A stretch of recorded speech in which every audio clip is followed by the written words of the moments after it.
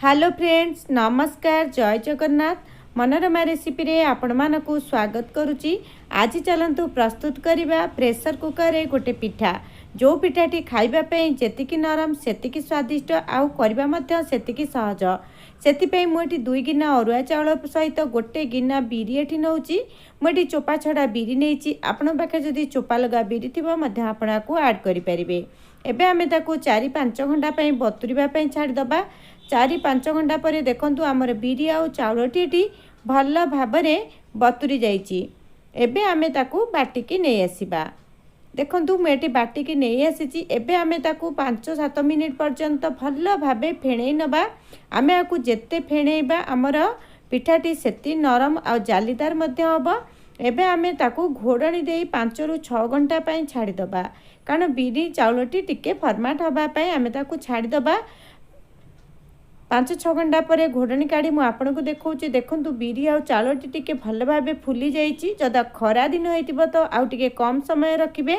आ शीत दिन जोकु ताकू टिके अधिका समय रेस्ट करबा पई छाड़िबे। एबे आमे सेतिरे स्वाद अनुसार लूण देई दबा। आ ताकू आमे एबे भल भाबे फेणै नबा।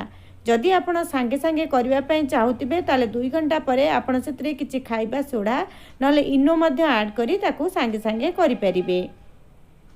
प्रेशर कुकर टी एठी मु गरम हवा पे रखिछि। देखंतु गोटे कदली पत्र को मु काटी टिके नियारे सेकी नेइतिली। टिके कदली पत्र को सेकी देले पत्रटी आमर नरम हेइ जिबा आ जमा भी फाटिबनी। एबे पत्रटी देला परे आमे एबे सेतिरे घियो देई दबा।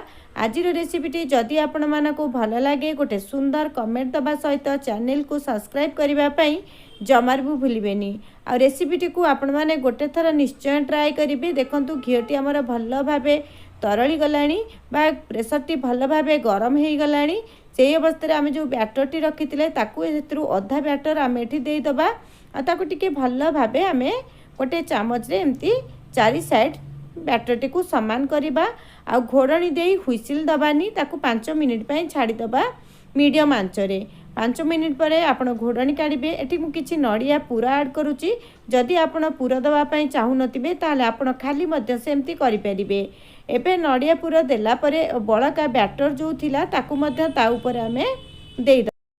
बैटरटी देला परे आपण एमती हाथ रे ताकू चारि साइड भल भाबे नड़िया पूरटी को घोड़े नेबे। एमती अवस्था रे देला परे आमे ताकू घोड़णी देई आमे 20-25 मिनिट पई मीडियम आंच रे छाडी दबा।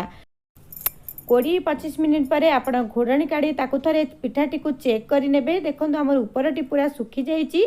छुरी रे मध्य किछि लागुनी। ता माने हमर पिठाटी एटी प्रस्तुत हे गला। गैस को बंद करी प्रेशर कुकर को ठंडा हबा पई छाडी दबा। प्रेशर कुकर ठंडा हला परे गोटे छुरी साहाय्य रे तार चारिपट को एमते टिके छड़ेई नेबे बा चलेई नेबे। छुरीटी को देला परे आमे एबे कोन करिबा गोटे प्लेट को ताकू उल्टेई बाहर करि नबा।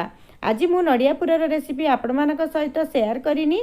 आपण माने समस्त को नड़ियापुर प्रस्तुत करी आसे। देखंतु पिठाटी एते केते सुंदर नरम हेइची, पूरा स्पंजी मध्ये हेइची। आपण ए प्रोसेस रे एमिति पिठा गोटे थर करंतु बिना तेल रे बहुत सुंदर भाबे टेस्टी पिठाटे आपण घरे प्रस्तुत करि परिबे। आकु आपण जे कोनोसी तरकारी किबा चटनी सहित आराम से खाई परिबे। रेसिपीटी को गोटे थर घरे निश्चय ट्राई करिवे। आ केमिति लागिला कमेंट करबा पई जमार भी भूलिबेनी। आशा करूची रेसिपीटी आपण मानको समस्त को निश्चय पसंद आसीतिबो।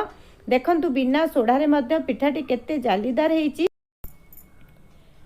रेसिपीटी मु आशा करूची निश्चय पसंद आसीतिबो। ताले भिडियोटी को मु एठी रखुची। नमस्कार, जय जगन्नाथ।